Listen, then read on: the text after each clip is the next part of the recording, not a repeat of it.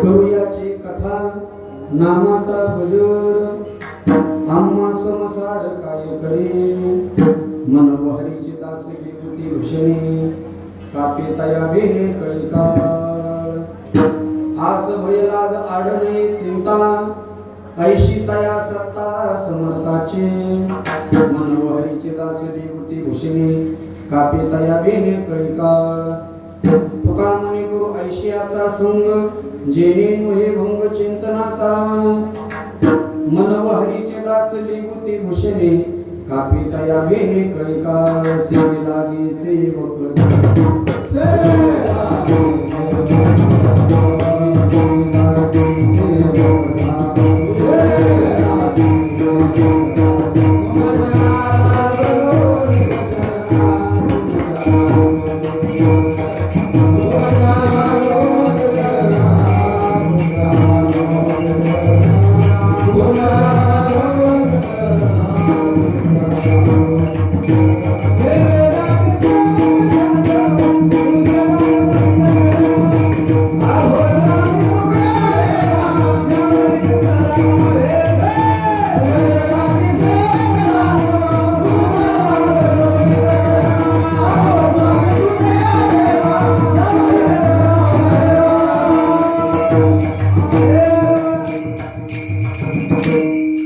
सेवेलागे सेवक झालो तुमच्या लागलो निज चरणात अहो स्वामी कया देवा या बरी न करावा हवे करूयाची कथा नामाचा गजर आम्हा संसार काय करे मन हरीचे दास विभूती भूषणे कापे तया बेने कळिकाळ पुरुष मंडळी पुढे सरका पुढे मागचे सरका पुढे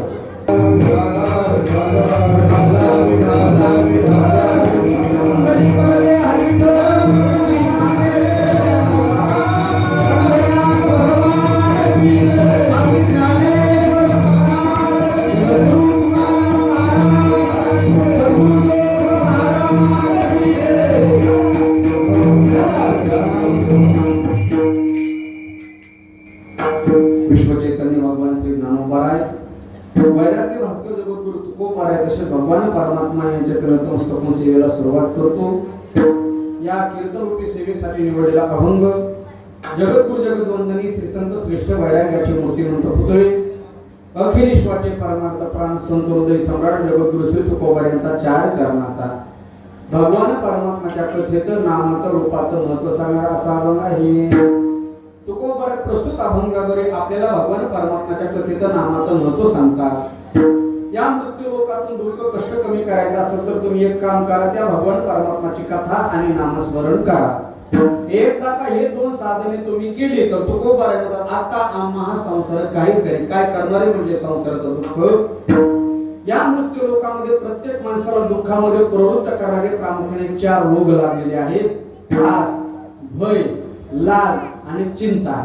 पण तुकोबार म्हणतात माझा भगवान परमात्मा एवढा समर्थ आहे, एकदा का त्याची कथा आणि नामस्मरण केलं ते चारही रोग नष्ट होतात.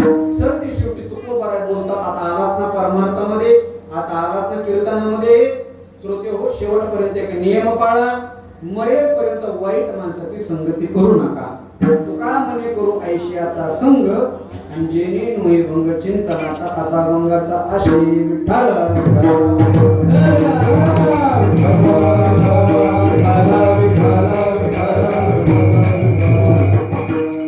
या महाराष्ट्र भूमीला लाभलेली वारकरी संप्रदायाची परंपरा आणि या परंपरेला अनुसरून हा भव्य देवी स्वरूपातील आपण हरिनाम सप्ताह तथा ग्रंथराज ज्ञानेश्वरी पारायण सोहळा तथा शिवमहापुराण कथा ज्ञानयज्ञ सोहळा गेली अनेक वर्षापासून संत महंताच्या कृपाशीर्वादाने भगवान प्रभुरामचंद्राच्या दरबारामध्ये आणि उपस्थित गावकरी मंडळीच्या सहकार्याने त्यामध्ये माता मौल्या पुरुष मंडळी त्याचप्रमाणे परिसरातील गावातील आदरणीय श्री हरिभक्त पारायण गायनाचार्य मृदंगाचार्य कीर्तनकार आचार्य रामायणाचार्य भागवताचार्य शिवमहापुराण कथाकार सकाळचं ज्ञानेश्वरीचे व्यासपीठ करणारे काकडा भजन करणारे गाथा भजन करणारे प्रवचनकार सकाळच्या अन्नदाते दुपारच्या अन्नदाते संध्याकाळच्या अन्नदाते स्वयंपाक करणारे आचार्य स्वयंपाक करणारे माता मावल्या जेवायला येणारे फक्त जेवून घरी जाणारे सगळ्यांना कोटी कोटी धन्यवाद देतो. खरंच तुमचं कौतुक करावं तेवढं कमी आहे. गेली अनेक वर्षापासून संत महंताच्या कृपाशीर्वादाने आणि साक्षात भगवान प्रभू रामचंद्राच्या दरबारामध्ये.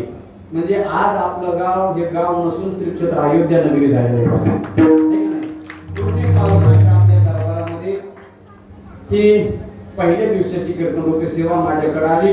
त्याबद्दल या कार्यक्रमाचे आयोजक, नियोजक, संयोजक, समस्त कार्यक्रम कमिटी मंडळी, समस्त उपस्थित श्रोते मंडळी आणि या भव्य दिव्य मंदिराचे सगळे सभासद मंडळी सगळ्यांना कोटी कोटी धन्यवाद देतो. उपस्थित सगळे परिसरातील गायनाचार्य, मुदांगाचार्य सगळ्यांच्या चरणी मी नतमस्तक होतो. खरंच सुंदर असं भगवान प्रभू रामचंद्राचं पुरातनातलं मंदिर आहे. अंदाज वाटला की 150-200 वर्ष झाले असतील आहे का नाही, तेव्हापासूनचं हे मंदिर आहे का नाही. आणि समोर हनुमानराय, पाठीमाग राम प्रभू, मदत असलेल्या श्रोत्याला कशाची चिंता आहे, मागे पुढे उभा असं पुण्य पावन आपलं पवित्र गाव आहे. नुसतं राम मंदिरच या गावामध्ये नाही तर वारकरी संप्रदायाचे फार मोठे वक्ते आपल्या गावाने वारकरी संप्रदायाला दिलेत महाराज. आदरणीय वैकुंठवासी गुरुनाम गुरु नानासाहेब महाराज कोठेकर आपल्याच गावचे, म्हणजे जो महाराज संस्थेतील शिक्षक आपल्या गावकऱ्यांनी दिलेले आहेत. म्हणजे या गावाचे वारकरी संप्रदायावरती अगणित असे उपकार आहेत बघा. नाही मला कोणाची स्तुती करायची सवय नाही, पण वस्तुस्थिती सांगतो. आळंदीमध्ये फार मोठं नाव होऊन गेलं महाराज. आम्ही ज्या वेळेला आळंदीमध्ये गेलो ना नवीन, म्हणजे माझे 2 वर्ष नानासाहेबांना मी पाहिलं. महाराज समोरून दिसले तरी अशी टोपी चालायची, कोणत्या खिशात टोपी नाही का. म्हणजे एवढी दहशत होती त्यांची, पण ती दहशत विधीपोटी नव्हती, अभ्यासापोटी होती बरं का. असं सुंदर असं पुण्य पावन गाव आणि या गावातही भव्य दिव्य स्वरूपाला आपला नाम यज्ञ महोत्सव. आजची पहिल्या दिवसाची कीर्तन सेवा सगळीच कमिटी या ठिकाणी उपस्थित आहे बरं का. अध्यक्ष, उपाध्यक्ष, सचिव, तिकडे अण्णा बसलेले श्रीरामच राम प्रभूचे संस्थांचे अध्यक्ष आहे का नाही. असे सगळे आदरणीय श्री हरिभक्त पारायण माझ्यावरती नितांत प्रेम करणारे आपल्या परिसराचं वैभव आदरणीय बोबडे गुरुजी यांच्या माध्यमातून ही सेवा करण्याच्या योगाला महाराजांना धन्यवाद देतो.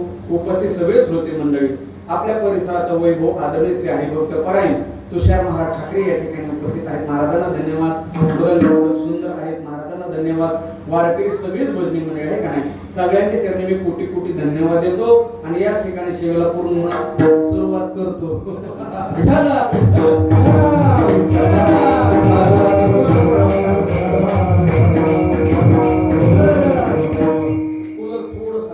तिकडे करा गायक मंडळी करा, ऐका माझ्याकडे लक्ष द्या.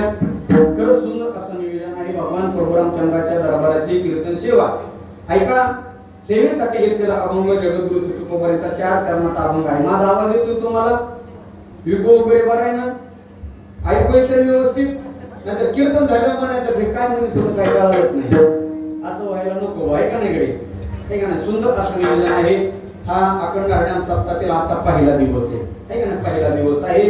आमची थोडी मराठवाड्याची भाषा आहे बरं का. तसंही दुपारी शिव महापुराण कथा झालेलीच आहे का नाही. आमच्या बीड जिल्ह्याचं वैभव आदरणीय श्री हरिभक्त पारायण खूप मोठं संस्थान आहे महाराज सोनाली दिदी करपे यांचं. त्यांच्या संस्थेतील विद्यार्थी आदरणीय श्री हरिभक्त पारायण परमेश्वरी दिदी परभणी आहे का नाही यांची सुंदर अशी श्रीमंत भागवत कथा आहे. आणि त्या संस्थेतील अनेक माझ्या भगिनी या ठिकाणी उपस्थित आहेत. सगळ्यांनाच कोटी कोटी धन्यवाद देतो. ऐका अभंग जगद्गुरु श्री तुकोबाराचा 4 चरणाचा अभंग आहे. अभंगातील भाव अत्यंत महत्वाचा आहे. तुकोबार अभंगाद्वारे भगवान परमात्म्याच्या कथेचं नामाचं महत्व सांगतात. काय केल्यानंतर आपल्याला दुःखातून मुक्त होता येईल. तुकोबार म्हणतात एकदा का त्या भगवान प्रभू रामचंद्राची कथा केली आणि त्याचं नामस्मरण केलं आणि महासंसार काय करी, काय करणारे म्हणजे संसार म्हणजे कशामुळं त्याची कथा आणि त्याचं नामस्मरण. वारकरी संप्रदायाचा असा अलिखित नियम आहे, लिहिलेला कुठं नाही पण एक अलिखित असा नियम आहे की अखंड हरिनाम सप्ताहाच्या पहिल्या दिवशी भगवान परमात्म्याच्या नामाचं वर्णन करणारा अभंग निवडावा लागतो. काल्याच्या पूर्वसंध्येला म्हणजे जागराच्या दिवशी, काल्याच्या आदल्या दिवशी भगवान परमात्म्याकडे काहीतरी मागणी मागणारा अभंग निवडावा लागतो आणि काल्याच्या दिवशी भगवान श्रीकृष्णाच्या चरित्राचा उच्चारण करणारा अभंग निवडावा लागतो. पहिल्या दिवसाचा हा पण एक नियम आहे. काय नियम आहे? आजच्या दिवशी भगवान परमात्म्याच्या कथेचं म्हणा, नामाचं म्हणा हे महत्व सांगितलं पाहिजे. मला सगळ्या गावकऱ्यांनी मिळून पहिला दिवस माझ्याकडे दिला बरं का, धन्यवाद. मला पहिला दिवस फार आवडतो महाराज. अखंड हरिनाम सप्ताहाचा पहिला दिवस माझ्या आवडीचा आहे. तुम्ही म्हणाल कसं काय? अभंग कोणता घ्या, टेन्शन येत नाही, झालेलाच नसतो. असं म्हणता येतं का कोणाला की महाराज थांबा हा काल अभंग झाला होता? नाही ना, हा पहिला दिवस ह्याच्यासाठी एक महत्वाचा. दुसरं सांगू का तुम्हाला, कपत कसा का असं ना पण शाही भरपूर असते बघा पहिल्या दिवशी, पडलेली नसते. बरोबर आहे का नाही? गायक मंडळीचे आवाज पण पहिल्या दिवशी बसलेले नसतात, आहे का नाही? म्हणजे पहिला दिवस खूप मला आवडीचा बघा. सगळ्या ग्रामस्थाच्या कमिटी मंडळीने अध्यक्ष उपाध्यक्षाने मिळून मला ही पहिल्या दिवसाची कीर्तनाची सेवा दिली. ऐका, तुम्ही जर जेवायला बसलात ना, जेवायला तर जेवायला बसल्यानंतर सगळ्यात अगोदर काय वाटतं तिकडं? झोपल्या का सुरुवातीला काय वाटतात? मीठ. पण मीठ कशावर वाढतात? पात्रावळी. म्हणजे सगळ्यात अगोदर काय वाटलं जातं? पात्रावळी, आहे का नाही? मग उपाध्यक्ष अध्यक्ष सगळ्यांनी मिळून म्हणजे इंद्रजित महाराज तुम्ही पात्रावळी वाटण्याचं काम करा. पहिलं काय वाटतात? पात्रावळी. म्हणजे आजचं कीर्तन कशाच आहे? म्हणजे माझी ती लायकी का नाही, मला तसं म्हणायचं नाही, पण पात्रावळी वाटतात का नाही? ऐका, मी पात्रावळी वाटण्याचं काम करणार. उद्यापासून तुम्हाला वेगवेगळे पंचपाक्वान्न खायला भेटणार आहे कीर्तनाच्या माध्यमातून. पण लक्ष असू द्या, उद्यापासून किती मोठे पदार्थ भेटले तरी त्या पत्रावळी बसणार आहे का? ती पत्रावळी माझी विसरू नका. मी वाटलेली पत्रावळी, पत्रावळी मजबूत असली तरच पदार्थ टिकतात. पत्रावळी फाटकी निघली पदार्थ टिकतील का? नाही ना. पहिल्या दिवसाची कीर्तनाची सेवा माझ्याकडे दिली आहे का? तुकोबाराने अभंगामध्ये भगवान परमात्म्याच्या कथेचं नामाचं महत्व सांगितलंय. तुकोबाराने म्हणतात तुम्ही एकदा त्याची कथा आणि नामस्मरण केलं, संसार काय करी आपण काय करणार आहे म्हटले संसार. बघा, मनुष्य ज्या जन्माला आले तेव्हापासून ते आतापर्यंत आणि तुम्ही आणि मी जन्माला आलो तेव्हापासून ते आतापर्यंत या मृत्यू लोकातील प्रत्येक माणसाला एका गोष्टीची नितांत गरज आहे. त्याला प्रपंचामध्ये, संसारामध्ये, परमार्थामध्ये त्याला आपण सुख आणि समाधान म्हणतो. बरोबर? आज आपल्याला जीवन जगण्यासाठी पैसा महत्वाचा आहे का सुख महत्वाचं आहे? तुम्ही थोडं बोला, मी थोडं बोलू. आपण वाटून वाटून कीर्तन करून पुन्हा वाटून वाटून घेऊ. पुण्य पुण्य तुम्ही दुसरं काही समजू नका ना. जीवन जगण्यासाठी माणसाला पैसा महत्वाचा आहे का सुख आणि समाधान महत्वाचं आहे? सुख आणि समाधान महत्वाचं आहे महाराज. आज आपल्या भागामध्ये, आपल्या भारत देशामध्ये, महाराष्ट्रामध्ये, आपल्या तालुक्यामध्ये अनेक आत्महत्या नावाचे प्रकरण घडले असतील, अनेक आत्महत्या झाल्या असतील. या आधी मनुष्य आत्महत्या करायला कधी प्रवृत्त होतो? त्याच्या खिशातला पैसा कमी झाल्याच्या नंतर का हृदयाचं समाधान कमी झाल्याच्या नंतर? बरोबर, समाधान कमी झाल्याच्या नंतर. पैसा कमवण्याचे अनेक मार्ग आहेत, अनेक साधन आहेत, पण सांगू का तुम्हाला, या जगाच्या पाठीवर सुख आणि समाधान कमवण्याचं एकच ठिकाण, त्याला धर्म मंडप म्हणतात. ते कीर्तन, ते मंदिर, ते गाथा भजन, हरिपाठ, शिव महापुराण कथा याच्यासारखं सुख आणि समाधान जगाच्या पाठीवर कुठंच नाही. म्हणून कीर्तन ऐकायचं. पहिला दिवस आहे का नाही बरं? आता आपल्याला 8 दिवस कीर्तन ऐकायचं ना. मग कीर्तन काय ऐकायचं आजच कळलं पाहिजे. कीर्तन काय ऐकायचं सांगू तुम्हाला. कीर्तन कीर्तन म्हणजे काय? कीर्तन हा काय 2 तासाचा खेळ नाही. कीर्तन हा आपल्या जिंदगानीचा मेळ आहे. तुम्हाला कीर्तनाची व्याख्या सांगू का? कीर्तन म्हणजे काय? स्वर ताल यांची एकरूपता म्हणजे कीर्तन. टाळ मृदंग विना साधून प्राप्त केलेला ब्रह्मानंद म्हणजे कीर्तन. त्या परमेश्वराचं नामस्मरण म्हणजे कीर्तन. आपल्या बुद्धीचा विकास म्हणजे कीर्तन. मनातील वाईट विचार काढून टाकण्याचं साधन म्हणजे कीर्तन. मनामध्ये पॉझिटिव्ह एनर्जी निर्माण करण्याचं साधन म्हणजे कीर्तन. आणि दादा हो, जगाच्या पाठीवर ज्या साधनाने भगवान परमात्मा प्राप्त होतो ते ब्रह्मांडाचं एकमेव साधन म्हणजे कीर्तन. म्हणून कीर्तन ऐकायचंय. तुकोबाराय म्हणतात कीर्तन चांगलं, कीर्तन चांगलं. कीर्तनासारखं काहीच चांगलं नाही महाराज. संत महात्म्यांनी सांगितलं समाधीचं सुख आम्ही वळवून टाकू, तेवढा नाम दोष या कीर्तनामध्ये आहे बघा. म्हणून कीर्तन हे ऐकायचं, कीर्तन फार महत्वाचं आहे. काय काय तिथं सुख आणि समाधान मिळतं हे स्वतः कुठंच भेटत नाही बघा. शास्त्र सांगतं मनुष्य जातीला प्रामुख्याने 3 प्रकारची क्षुधा लागलेली, त्याला आपल्या ग्रामीण भाषेमध्ये भूक म्हणतात. माझे शब्द कळतात ना तुम्हाला? म्हणजे शब्द फार मोठा फरक आहे. शास्त्र सांगतं पिंडे पिंडे मत्रे भिन्ना, कुंडे कुंडे नवंपया, जातो जातो नवा जरा भिन्नावाने मुखे मुखे. आणि सोपं सांगतो विहीर बदलली की विहिरीच्या पाण्याची काय बदलती? बोला चव. तसं तालुका बदलला की अध्यक्ष काय बदलती? भाषा बदलते. जिल्हा बदलला की भाषा बदलते. तुमच्याकडे लेखीच्या नावावर काय म्हणते? मोकळ बोला. तुमच्या लेखीच्या नावावर काय म्हणते? जावई आमच्याकडे हलकट म्हणते. तुम्ही म्हणालो कसं काय, तुम्ही त्याला देऊन बघा ते काही घेऊन जाते. तुम्ही फक्त द्यायची तयारी ठेवा. येत नाही सुरुवातीला आपली पोरगी येते, तिथं पुढं सासरवडीला आला गव्हाचं पोतनी, ज्वारीचं पोतनी, शेंगाचं पोतनी, सासरवडीला आल्या दुधाची बाटली भरून येतात का हो? आमच्याकडचा शब्द आला काय हलकट.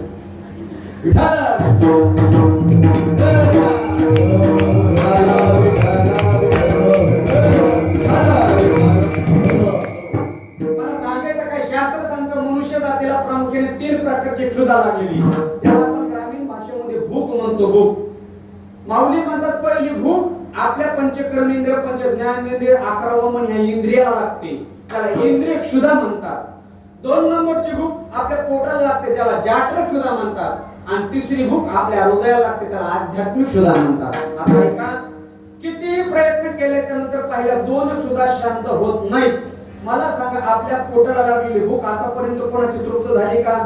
आपल्या पोटाला भूक लागते का नाही? लागते ना. दिवसातून किती वेळ लागते? इकडं किती वेळ लागते? 3 वेळ आहे का नाही? तुला एखादा खादाडा असला तर 4 वेळा, जास्त आहार करणारा असला तर 5-5 टाइम खाणारे माणसं आहेत अजूनही. पण माणसाने खावं किती आता मोज नको बरं का. एक संका महाराज पंगत गाव करायची पण पोट आपलंय ना. स्वामी विवेकानंद म्हणायचे माणसाने खावं किती? आपल्या पोटापुरतं खाण्याला प्रकृती म्हणतात, पोटापेक्षा जास्त खाण्याला विकृती म्हणतात. आणि शेजारचा माणूस उपाशी आहे पण थोडं खाण्याला आपल्या भारत देशाची संस्कृती म्हणतात. माणसाने खावं किती? आमच्या गावात एक माणूस आहे महाराज, हे लांब आलोय म्हणून सांगतो. त्याचं किती खावं सांगू का तुम्हाला? सकाळी 5 भाकरी, दुपारी 5 भाकरी, संध्याकाळी 5 भाकरी. किती झाले एकूण? आता 15 भाकरी खाल्ल्या काय तर पोटात गुदगुले होतील काय? ते मला महाराज मला काहीच काम नाही, मला नुसतं खाण्यावर येते जा म्हणलं. खाण्यावर सुद्धा परवडत नाही. आणि गेलो महाराज. त्याचं दुर्दैव एवढं, पहिल्या दिवशी माझ्या बरोबर निघाला पहिलं तीर्थ 600 किलोमीटर होतं. सकाळी 6ला गाडीत बसवला, संध्याकाळी 6लाच उतरला. जसा उतरला तसा मला महाराज पंगत बघा ना कुठे येतं. हाजी पहिल्या पंक्तीला बसला ना, जे ठला तुटला. पंक्तीचं पण जे ठल असतं ना, जे ठला उठला. अशा मुरगळून 10-12 भाकरी खाल्ल्या. जसा आला म्हणला महाराज स्टमकीत प्रॉब्लेम, माझं पोट दुखायला. म्हणलं खाल्लं किती? मला 10-12 भाकरी खाल्ल्या. त्याला गाडीत टाकलं, दवाखान्यात नेलं. डॉक्टरला म्हणलं याला औषध सांगा, रोग काय झाला नाही तर पोट दुखायलंय. डॉक्टर म्हणले किती खाता? ते मला सकाळी 5, दुपारी 5, संध्याकाळी 5. डॉक्टर म्हणले औषध पण सोपंच आहे. एक काम करायचं, सकाळी फक्त 2च भाकरी खायच्या, दुपारी फक्त 2च भाकरी खायच्या आणि संध्याकाळी फक्त 2च भाकरी खायच्या. एवढा हुशार होता तो. मला डॉक्टर साहेब औषध लय सोपं आहे, पण मला हे औषध जेवणाच्या अगोदर घ्यायचं का नंतर घ्यायचं? खावं किती कळालं पाहिजे. आपल्या पोटाला लागली भूक आतापर्यंत कोणाची तृप्त होत नाही. माऊली म्हणजे आपल्या इंद्रियाला एक भूक लागते बघा, डोळ्याला एक भूक लागली पाहण्याची, झाली का कोणाची तृप्त? नाही ना. आपल्या शरीराला एक भूक लागलेली रसनेची, झाली का कोणाची तृप्त? नाही ना. मना करती ओळखी श्रवण इंद्रियाच्या द्वाराने घे आणि शब्दाची एरेगे राहणा म्हणजे तोची प्रकृतीचा वागोरा आणि करी तोची चिया मोहरा. लोक चांगलं ऐकण्यासाठी, चांगलं खाण्यासाठी लोक कुठं कुठं जात नाही, कुठं जात नाही. काय काय कुठेही जातात. काय असे माणसं मी पाहिले, हिवाळ्यामध्ये गार खाणारे आणि उन्हाळ्यामध्ये गरम खाणारे आहेत का नाही माणसं? ऋतूचं तरी कॉम्बिनेशन असावं ना. माझा एक मित्र त्याला घेऊन कोकणात कीर्तनाला गेलो, त्याला गरम खायची सवय होती महाराज. त्या आजीने स्वयंपाक केला, जेवायला बसलो. माता मावल्यात एक स्वभाव बघा, तुम्हाला माहिती. नवरा जेवायला बसला ना, तोंडात घास घालायच्या अगोदर विचारतात कसा झाला स्वयंपाक, खाऊ देत. तिथल्या आजीने स्वयंपाक केला होता, आम्ही जेवायला बसलो. पहिला घास मोडला की विचारलं महाराज कसा झाला? मी म्हणलं चांगलं झालं. पण हिने गप्प बसवणार. तेव्हा मला आधी स्वयंपाक चांगला झाला पण चपाती जरा गरम खायची होती. उन्हाळ्याचे दिवस. आता ती महाराज म्हातारी तीन लगेच हुंडा तीनला चपाती केली, तव्यावर टाकली. तव्यावरची गरम गरम चपाती उलटण्यात घेतली, ताटात टाकली. चपातीचा प्रवास किती झाला? तवा ते ताट किती गरम असेल ती?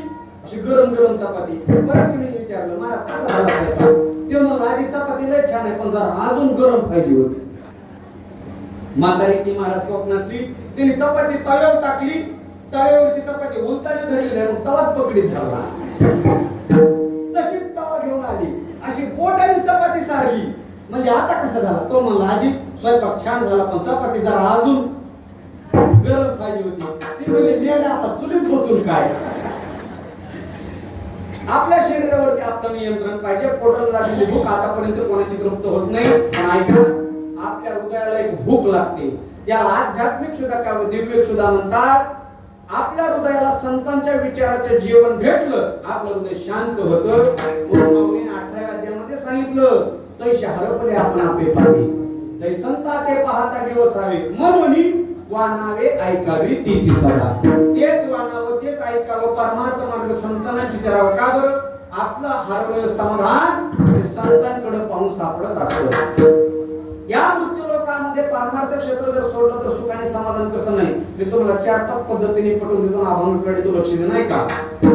वारकरी संप्रदायाचा सर्व साधू संतांच्या प्रमाणाचा विचार केला तर सर्व साधू संतांच्या प्रमाणाचा एकच शेवटचा सिद्धांत निघाला.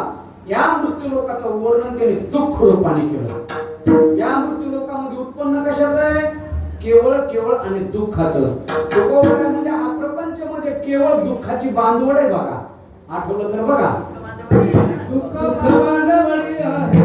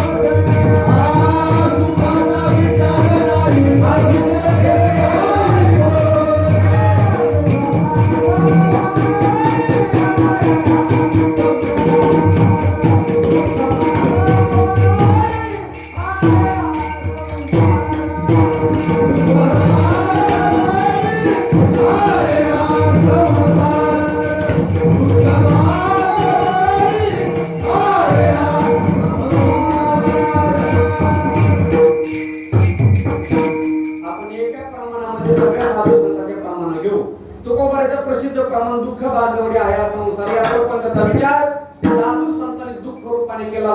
श्रीमद भागवत कथा सांगते दुःखालय म शाश्वतम. इथून उत्पन्न केवळ दुःखाचं आहे. आपल्याला काय पाहिजे जीवन जगण्यासाठी? सुख. इथून उत्पन्न कशाचं आहे? दुःखाचं. आणि आपल्याला काय पाहिजे? सुख. म्हणजे इथून जे पिकतं त्याच्या विरोधात आपल्याला पाहिजे. मग ते भेटल कसं? आपल्याला तिकडे जायचंय बघा. साधू संतांच्या प्रमाणाने सिद्ध झालंय तर दुःख आहे. ज्याला प्रमाण पटत नाही त्याला अनुमान प्रमाण सांगावं लागतं. आणि अनुमान प्रमाणाचा सगळ्यात सोपा सिद्धांत शास्त्रामध्ये सांगितला. यत्र यत्र ध्रुमो तत्र तत्र वन्नी. जिथं जिथं धूर निघायला तिथं तिथं काय लागला बाबा? जाळ लागला, आगणी लागलाय. जाळ लागल्याशिवाय धूर निघतो का? धूर जाळ लागल्याशिवाय धूर निघतो का? कधी कधी निघतो. शेजाऱ्याची 10 मध्ये बिल्डिंग पाहिले तर आपोआप जाळही निघतो, धूरही निघतो. पण शास्त्र सांगतं जाळ लागल्याशिवाय धूर निघत नाही. आता सांगत आहे ना अगदी तसं ज्या ते आपण प्रपंचात कुततो वरडतो. अंदाज आहे ना रोज म्हणतो आता कसं होईल? सोयाबीनला भाव आहे ना, ऊसाचा भाव घसरला, कापसाला भाव ना, मुलाचं लग्न व्हायना, मुलीला पाहुणे आहे ना, मुलाला पाहुणे आले होते, शेजाऱ्यांनी मोडलं. त्या अर्थी आपण सुखात आहेत का दुःखात आहेत? अंदाज लावा ना. कसं आहे? बोला की अनुमान प्रमाण कसे आपण दुःखामध्ये ना दुःखाचे प्रकार भिन्न भिन्न आहेत. कमी अधिक दर्जाचं दुःख आहे, पण दुःख नाही असा माणूस आहे का? फक्त आपला भ्रम काय, खरं सांगू का तुम्हाला, आपल्याला जरा दुसऱ्याचं बरं वाटतंय. बरोबर आहे ना? खाली बसलेल्या सगळ्याला काय वाटतं, कीर्तन करायचं लय बरं वाटतंय का नाही? माझ्या गाडीत जागा आहे, तुम्ही फक्त 8 दिवस माझ्या बरोबर राहून बघा. आमचं लय अवघड आहे. आम्हाला लोक येईपर्यंत फोन करते, महाराज कुठपर्यंत आला, महाराजाला एका हुका लावला, मग महाराज गेला का गेला. आपला भ्रम आहे. आपल्याला बरं दुसऱ्याचं बरं वाटतंय, आम्हाला ह्यांचं बरं वाटतंय ना तुम्हाला आमचं बरं वाटतंय, तर सगळ्याच सारखं आहे. अजून सोपं सांगू का, माऊली म्हणजे एका कुलवासीचं लग्न झालं 17व्या अध्यायाची ओवी. माऊली म्हणजे एका कुलवासीचं लग्न झालं, दुर्दैवाने तिचा नवरा दिवसातून 2 वेळेला काठीने मारायचा नित्य नियमाने, सकाळ संध्याकाळ सकाळ संध्याकाळ. कोण नांदला असल्या नवऱ्यापाशी? माऊली म्हणजे त्या स्त्रीने तो नवरा सोडून दिला आणि दुसरा नवरा केला. आता हा जो दुसरा केलेला नवरा आहे ना, ते दिवसातून 4 वेळेला मारायचा. माऊली म्हणजे आता बरं आहे का? अपुळ स्त्री जाण्याचे घाई, बरं निघाली जरी जाई तरी सोपती तेव्हा सांगितली की. माऊली म्हणजे अगं वेडे, तुझे 2 तोटे झाले. पहिला तोटा झाला मार दुप्पट झाला, आणि दुसरा तोटा पतिव्रता धर्मभ्रष्ट झाला. म्हणजे पहिलं बरं होतं का दुसरं? पहिलं बरं होतं, पण दुसरं बघितलं पहिलं बरं वाटतं. आपला फक्त भ्रम आहे, आपल्या दुसऱ्याच बरं वाटतं. अजून सोपं सांगतो तुम्हाला, एक माणूस बायकोला लयच वैतागला, एवढा वैतागला, बायकोला काय म्हणला माहिती का? 12 साता मला नांदायचं नाही. ते कोण म्हणला? गडी काम तेवढं सांगत होते. नवरा हे काम तेवढं सांगत होते. उठा धुणं धुवा, उठा भांडे घासा, उठा स्वयंपाक करा. त्याला सकाळ उठवलं, उठा म्हणली पटकन कांदा पोहे म्हणा, मला भूक लागली. हे म्हणला, हे तुझं माझं जमत नाही, आता डायरेक्ट पोटेलाकडे जातो, घटस्फोटच घेतो. हे सकाळी उठलं डायरेक्ट पोटेलाकडे गेलं. कशाला? घटस्फोट घ्यायला. अर्ध्या तासाने परत आला नाही, त्यासाठी कांदा पोहे बनवायला लागला. ते म्हणले काय झालं, लय वर तोंड करून गेला होता वकिलाकडे. तेव्हा म्हणला वकील दारातच भांडे घाशीत होता. आपला फक्त भ्रम आहे की प्रपंच सगळ्याचा सारखा आहे. तुम्हाला रोगर माहिती का? रोगर पुरुष मंडळी रोगर भाजीत काढून खातात ते काय मागते? रोगर कशाला वापरतात? फवारायला. बरोबर आहे ना? 4 शहाण्या माणसाची बैठक झाली, शहाण्या माणसाची. आणि शहाण्या माणसं काय म्हणजे माहिती का? रोगरच्या डबक्याने पेल्या लोक मरत येत, आणि ते रोगर सोन्याच्या ग्लास मध्ये घेऊन पेल्या वाचत येत. असं होईल का?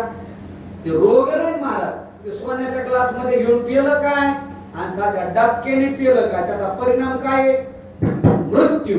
तुमचा माझा प्रपंच, तो तूप टाकलेला केला काय, दिग्रसला केला काय, यवनमाळा केला काय, आणि दिल्लीला जाऊन केला काय. इथून उत्पन्न कशाचं आहे? दुःखाचं. आणि आपल्याला काय पाहिजे? आपला मुद्दा सोडायचा नाही बरं का? काय पाहिजे?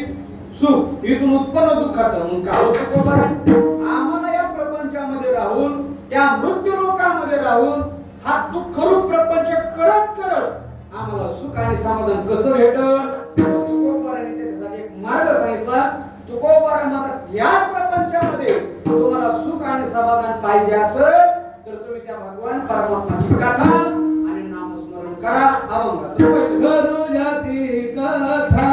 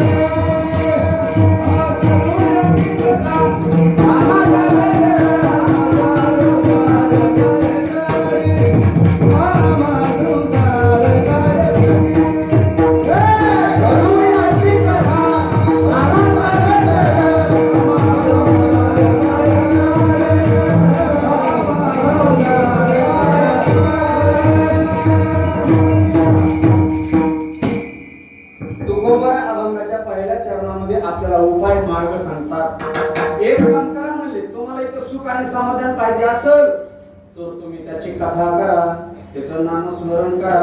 त्याचा फायदा काय होईल? आम्हा हा संसार काय करेल, आम्हाला काय करणार आहे म्हणते संसार. कथेचा आणि नामस्मरणाचा एवढा फायदा आहे महाराज. कथा का करावी, कथा का ऐकावी, कथेचं काय म्हणतोय. आज शिव महापुराण कथा चालू झाली आपल्या गावामध्ये. तुम्ही येतात कथेला, येत जवळ का कथेला. कथेचा फायदा काय महाराज ऐकल्याच्या नंतर? माऊली म्हणजे का मंत्रीची वैरी मरी तरी का नावे कटारे, रोग लाये दूध साखरे तरी कडुनिंब का प्यावा. जर गोड खाऊन तुमचा रोग जात असेल तर कडुलिंबाचा पाला खायची काय गरज आहे का बरं? तर एखादा मंत्र टाकल्याच्या नंतर शत्रू मरत असेल तर तलवार घेऊन भांडायची काय गरज आहे का? मग तर शकटांची ऐकणे आणि सर्वनाशीची होय कारणे. कथा ऐकल्याच्या नंतर तुम्हाला आयता मोक्ष मिळत असेल तर दुसरे साधन काय करायची गरज आहे का? म्हणून माऊली मध्ये करू याची कथा, ती शिव महापुराण कथा, हे कीर्तन. तुकोबराच्या भाषेमध्ये सांगायचं ठरलं, पूर आला आनंदाचा, लाट उसळती प्रेमाच्या आणि उडी घाला रे बाह्यनो. हा अखंड हरिनाम सप्ताह म्हणजे आनंदाचा पूर आलेला आहे आणि तू लाटा कशा उसळत्यात? प्रेमाच्या. फक्त आपल्याला इथं येऊन याचा आनंद घ्यायचं काम आहे महाराज. कथेमध्ये एवढा आनंद आहे म्हणून तुकोबराज म्हणतात करू याची कथा. आम्ही त्या भगवान परमात्माची कथा करू. कथा कशी करावी, कथा कशी ऐकावी महाराज, मंत्रमुग्ध होऊन कथा ऐकावी म्हणून तुकोबराज म्हणजे आम्ही त्याची कथा करू. दुसरं साधन सांगितलं नामाचा गजर. आम्ही त्या भगवान परमात्म्याच्या नामस्मरणाचा गजर करू. नामस्मरणासारखी ताकद कशातच नाही. आज आपल्या सप्ताहातील पहिला दिवस म्हणजे नामाचं महत्व आपल्याला सांगावं लागेल. नामस्मरण सगळ्यात सोपं आहे महाराज. नामस्मरणासारखं सोपं काहीच नाही. किती सोपं आहे हे 4-5 प्रकारे मी पटवून देतो. पहिलं, नामस्मरण एवढं सोपं आहे, एवढं सोपं आहे त्याचं पहिलं कारण, नामस्मरण करण्याला काळ वेळाची बाधा नाही. आहे का काळ वेळाची बाधा? नाही. काही गोष्टीला काळ वेळाची बाधा आहे बघा. म्हणजे कशी? काय गोष्टीचा ठरलेला काळ आहे. पद्मपुराण असं सांगतं, पूर्व नाही देवाना, मध्य नाही पितृनाम, पूर्व नाही देवाना, मध्य नाही मनुष्याना, अपर नाही पितृनाम, साय नाही भूत प्रेतादीना. या दिवसाचे 4 भाग केले ना, 4 भाग, तर 4 भाग 4 गोष्टीसाठी रिझर्व ठेवलेले. देवपूजा आपण सकाळी करतो का संध्याकाळी? झोपले काय? झोप आहे. झोप एकटी कधीच येत नाही. झोपेच्या अगोदर तिची लहानी बहीण येते, तिचं नाव टुकली. नंतर मोठ्या बहिणीला बोलते, ताई तू ये, ताई ये. तिला बी येऊन देऊ नका, झोपेला बी येऊन देऊ नका. तुम्ही देवपूजा करता ना? करता का नाही? करता. कधी? संध्याकाळी. कधी करता? सकाळी आहे का नाही? किती जीव आलं तरी देवपूजा करतात. देवपूजेचा काळ सकाळी, पण त्या भगवान परमात्म्याचं नामस्मरण करायला काळ वेळ आहे का?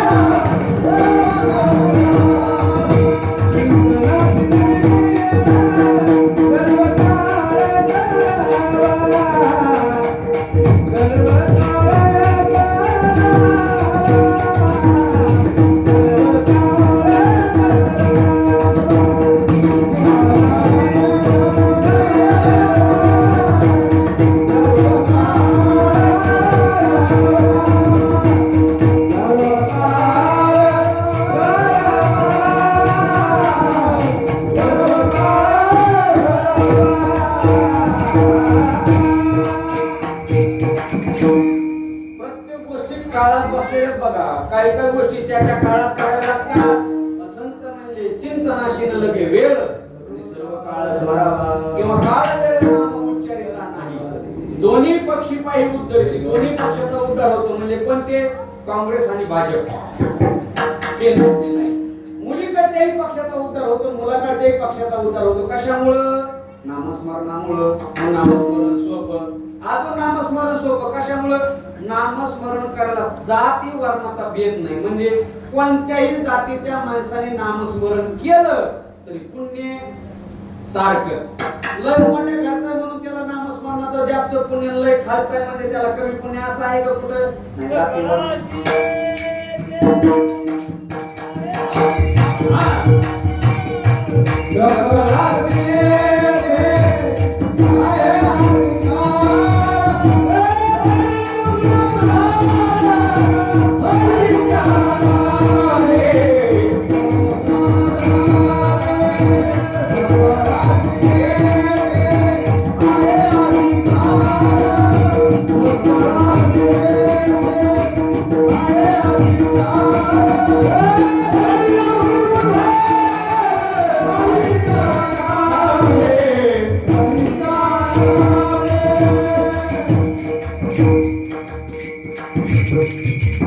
सगळ्यांना अधिकार नामस्मरण करण्याचा. तुम्ही सत्याची अशी कमिटी का ह्या माणसाने इथं नाही इथं आहे का? नाही ना महाराज, सगळ्यांनी या. यारे यारे याती भलती नारी नर, पुरुष या महिला या, म्हणून सोप. नंबर 4 सोप कशामुळे? नामस्मरण करायला अवस्थेचा भेद नाही.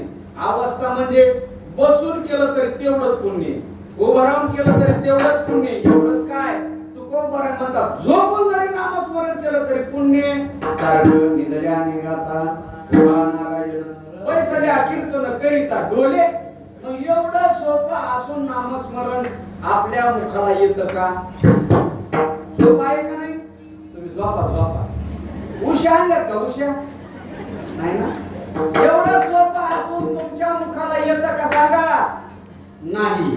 कशामुळे येत नाही? नामस्मरण मुखाला येण्यासाठी अनेक जन्मीचं पुण्य असावं लागतं महाराज, तेव्हाच नाम येतं. असं येतं का? पूर्व पुण्य द्याचे आजल पुण्यारे गाते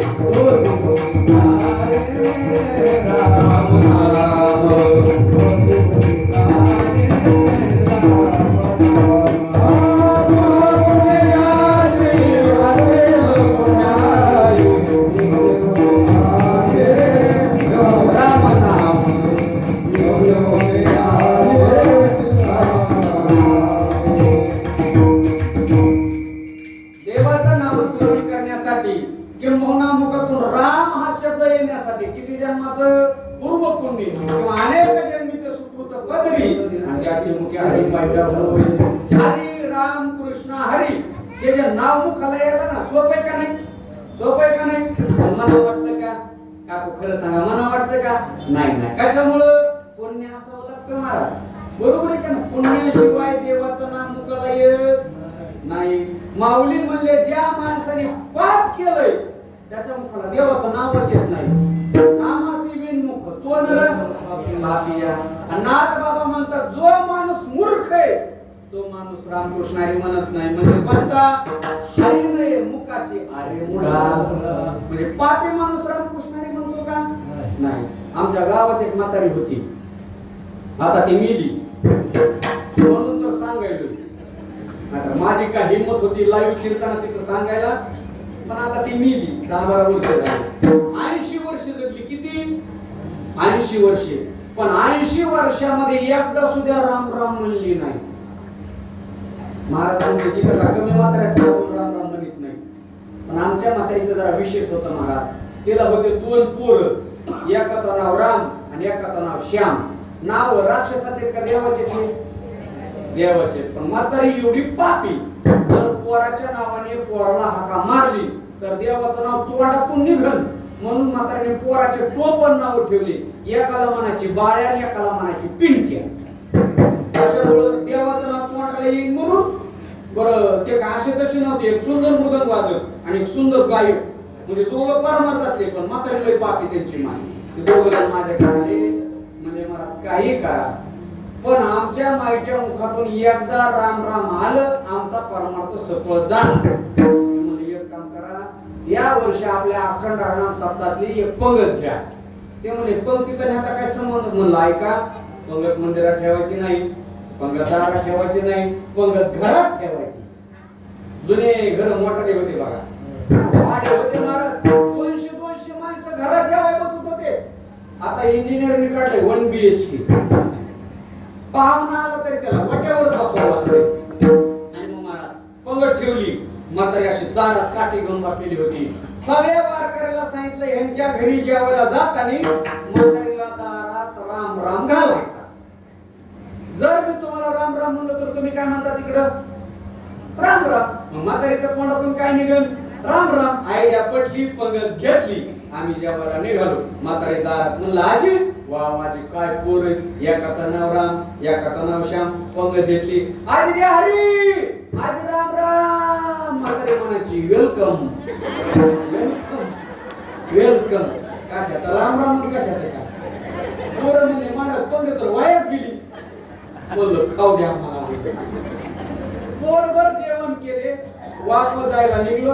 आम्ही एकामेकाला म्हणत होतो जाताना एकदा राम राम घाल ना.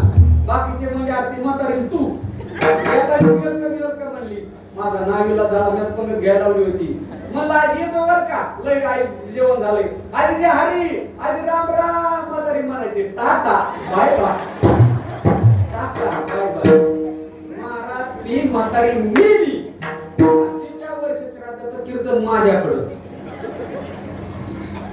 मी कीर्तनातला रामकृष्ण हरी चालू केलं ना, अख्ख्या बीड जिल्ह्याचीच लाईट गेली.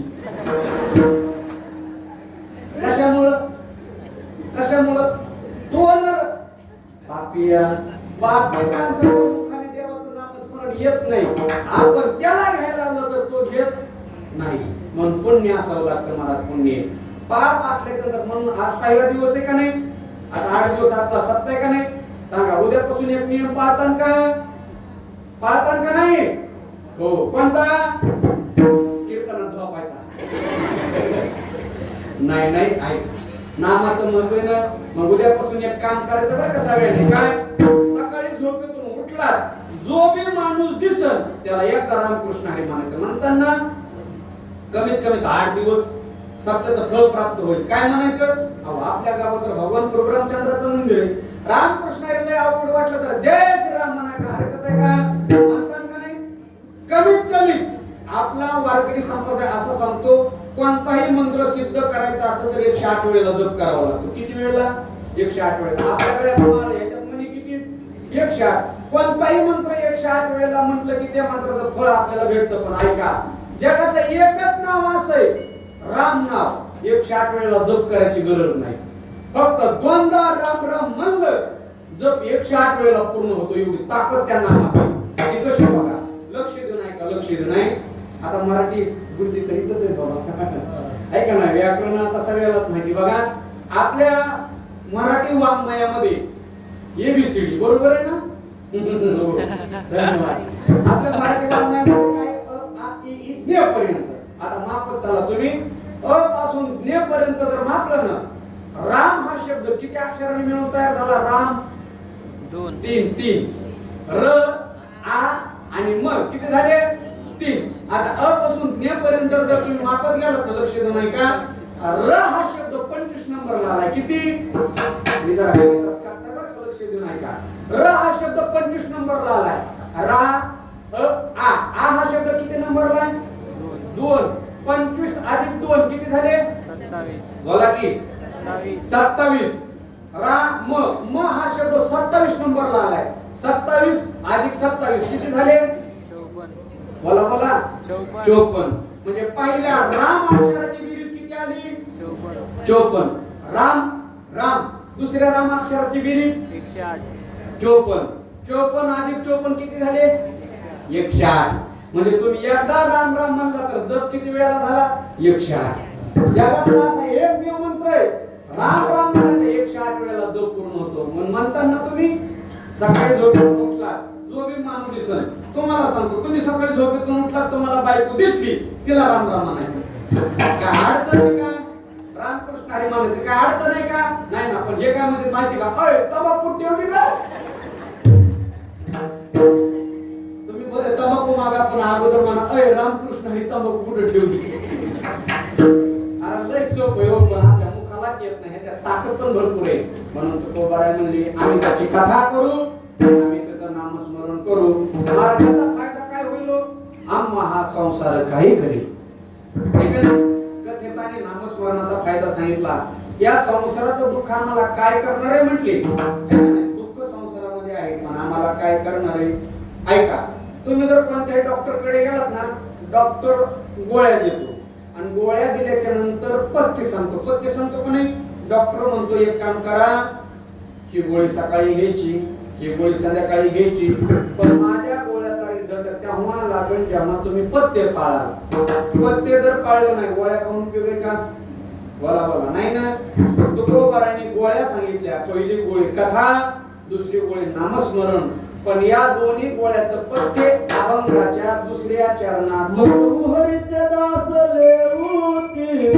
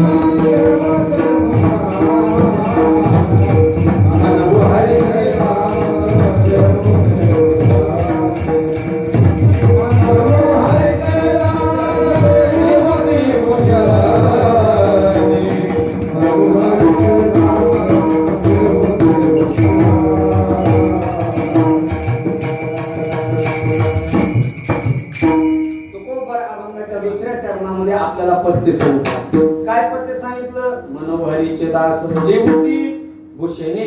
आम्ही भगवान परमात्म्याचे दास्यत्व भक्ती करू आणि वारकरी संप्रदायाचे पोशाख परिधान करू.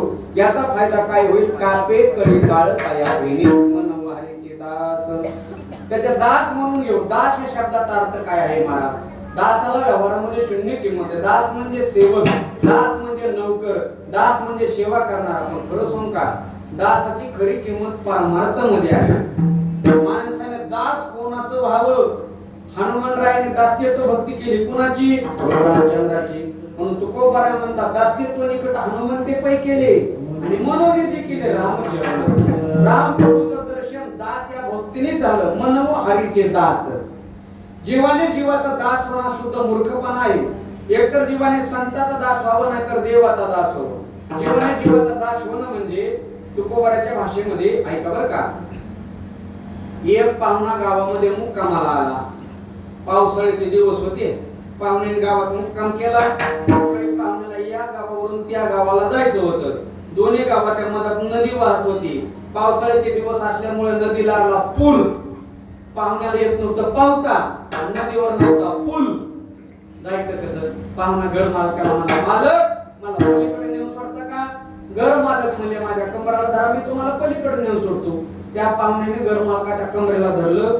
नदीच्या प्रवाहामध्ये आल्याच्या नंतर पाहुण्याने सहज विचारलं, म्हणजे मालक तुम्हाला पावता येतं का. मालक म्हणले मला पण पावता येत नाही. याला तुकोबारा म्हणतात पोहणीने काशे लावितो आणि का म्हणाव्या त्या मूर्खाने काय. याला हिंदूमध्ये एक म्हणे बाबा, आप तो हात बुडे यजमान को लेके बुडे. अरे तू मरचीन पण पाहुण्याला वेळ जगू दे ना. याला म्हणायचे जीवाने जीवाची दास्यत्व भक्ती करणं. निष्ठा पाहिजे महाराज. दास म्हणजे निष्ठा, दास म्हणजे प्रेम, दास म्हणजे समर्पण, दास म्हणजे विश्वास. हा शब्द दासाला शोभून दिसतो, तो मरेपर्यंत बदलत नाही, त्याला दास म्हणतात. बघा रामायणातील प्रसंग तुम्हाला माहित आहे. कुंभकर्णाला जागा करण्यात आलं. कुंभकर्ण माहिती ना तुम्हाला? आपल्या गावाचा होता का? नाही. कुंभकर्ण लंकेचा कुंभकर्ण सांगतो मी. महाराज कुंभकर्णाला जागा करणं म्हणजे काय? आपलं काम होतं का बाबा? आपण किती तास कीर्तन केलं कुंभकर्ण उठला असता? आपल्या कीर्तनाने ते कुंभकर्ण उठाना झोपलेले, ते कुंभकर्ण कसा उठल? कुंभकर्ण उठवायला कुंभकर्णाच्या अंगावरती उंट नाचवावे लागायचे, हत्ती नाचवावे लागायचे. एवढा कुंभकर्ण किती मोठा होता सांगू का तुम्हाला? कुंभकर्णाची दाढी करायला नावेकडचा वस्त्रात चालत नव्हता, आवताची पास लागत होती. तुम्ही कुंभकर्ण केवढा होता? कुंभकर्ण उठला, म्हणला काय युद्ध करायचं? सांगितलं रावणाने सीतेचं अपहरण करून आणलंय म्हणून युद्ध करायचं. कुंभकर्ण युद्धाला तयार झाला. नाही का? कुंभकर्ण हातामध्ये असे माकड धरायचा, पीठ करून टाकायचा. कुंभकर्णाच्या हातामध्ये गंधमादन नावाचं माकड सापडलं. गंधमादन त्याच्या शरीराचा सुगंध 40-45 किलोमीटर येत होता. कुंभकर्णाच्या गंधमादनानं म्हणला, अरे मला तुला मारव वाटत नाही, तुला सोडून देऊ वाटतो, फक्त तू एकदा रावणाचा म्हण. काय म्हण? मी रामाचा नसून कुणाचा? रावणाचा. गंधमादन म्हणला, अरे कुंभकर्णा तुला भक्तीचं महत्वच कळालं नाही. एक वेळेला मी राम प्रभूचा म्हणून मरेल, रावणाचा म्हणणार नाही. त्याला निष्ठा म्हणतात. मरेपर्यंत न बदलले तुकोबरा माझा मजबरी घाली घन किंवा देवा तुझी शपथ घेऊन सांगतो, आण तुझी पंढरीनाथा आणि चरण जोडीता देह जावं हात वाढावं पांडुरंगी दृढ व्हावं. त्याला निष्ठा म्हणतात. निष्ठा. माणसं लय लबाड निघलेत महाराज. माणसं दोन प्रकारे बदलतात. किती? दोन. कोणता बघा. पहिला प्रकार पैसे दिले की लोक बदलत नाही. दुसरा प्रकार भीती दाखवली तरी माणसं बदलत नाही. माणसं पैशाने बदलते. तुम्हाला खोटं वाटत असेल तर फक्त ग्रामपंचायत इलेक्शन येऊ द्या, रात्रीत माणसं बदलत नाहीत. रात्रीत किती रुपयाला? 500 रुपयाला. अहो चांगलं गाडव घ्यायला 20,000 लागायचे. कशाला? गाडवाला. मग 500 रुपयाला जे बदलतात त्याची किंमत कशापेक्षा कमी झाली? आता एवढी सांगा. माणसं चलत बोलत बदलत बघा. माझी आमच्या भागामध्ये भागवत कथा चालू होती आणि कथेमध्ये वयस्कर बाबा यायचे झोपायचे. जसे आता तुम्ही झोपू लागले तसे झोपा. समजा आता तुम्ही झोपलेत ना, असे झोपू लागले. मला काय कथा करू वाटत ना. त्यांच्या बरोबर एक नातू येतात. त्या नातवाला बोलून घेतलं. म्हणलं बाळा हे कोण आहे? बाळ्या म्हणणं माझे आजोबा. त्याला म्हणलं बाबा तुला रोज 100 रुपये देतो, पण म्हाताऱ्याला झोपून देऊ नको. माझा कार्यक्रम सगळं झाला. कधीच्या अगोदर बाळ्या माझ्याकडे येतात, माझ्याकडून 100 रुपये घ्यायचा, म्हाताऱ्याची काठी घ्यायचा आणि म्हाताऱ्याला 4 तास डवचित राहायचा. त्याने 5 दिवस झोपून दिलं नाही, पण 7व्या दिवशी खुशाला झोपून दिलं. म्हणलं बाळ्या असं असतं कारण तुला रोज 100 रुपये देत होतो, आज पण 100 रुपये दिले. म्हाताऱ्याला का झोपून दिलं? बाळ्या म्हणला म्हाताऱ्याने 200 रुपये दिले. बदलला का नाही? किती लवकर बदलते तुम्हाला. चालू प्रयोग सांगा. चालू कीर्तनातला ऐका. महिला मंडळी तुम्ही जाग्यात ना? ऐका. समजा आता आपलं कीर्तन झालं. आता कीर्तन होणारच आहे ना. 11ला 12ला 1 वाजूस तर कोणाला मी सोडणारच आहे. तुम्ही काय टेन्शन घेऊ नका. समजा आता कीर्तन झालं, तुम्ही घरला जाता ना. घरला आता समजा तुम्ही ह्या रस्त्याने अशा इकडे चालल्या. तुम्हाला आवाज यायला ना? ह्या रस्त्याने अशा इकडे चालल्या. आपल्या गावात मंदिर कशात आहे? बोला. कोणाचं मंदिर आहे? रामाचं. बरोबर आहे का? राम प्रभूचं मंदिर आहे. आणि तुम्ही अशा अंधाराने घरात चालल्यात आणि अचानक तुम्हाला रस्त्याच्या बाजूने 2 मूर्त्या पडलेल्या दिसल्या. उजव्या बाजूला राम प्रभूची, डाव्या बाजूला रावणाची. खरं सांगा मूर्ती कोणाची उचलून घेणार? मागच्या घेणारच नाही. कोणाची? रामाची. बरोबर आहे का नाही? रामाची मूर्ती उचलून घेणार. आता फक्त बदल एवढा आहे, रामाची मूर्ती दगडाची, रावणाची मूर्ती सोन्याची. आता तुम्हाला साठवायची शपथ आहे. कुणाची घेणार? रामाची. 10 रुपयाची नोट पडले तर पाय देऊन 2 तास थांबत्या. गाले नोटाला उचलून घ्या. रामाची मूर्ती साप लबाड. मूर्ती कुणाची घेणार? रावणाची. रावण आहे पण कशाचा आहे? सोन्याचा आहे. तुम्हाला जर खोटं वाटत असेल ना, राम प्रभूंनी रावणाबरोबर युद्ध करण्यासाठी नर नेले का वानर? मला इकडचे नेलं पण आपल्याला नेलं का माकडाला? माकडाला. कशामुळे नेलं माहिती तुम्हाला? रावणाची लंका कशाची होती? जर हुकूम चुकून आपल्याला नेलं असतं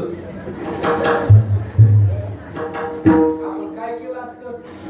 विटा उचलून बाबा म्हणते विटा उचलून आणल्या असत्या. राम प्रभूला म्हणले असते रामा तुझी सीता आणि तू हा धनुष्यबाण घ्या इटन पळा.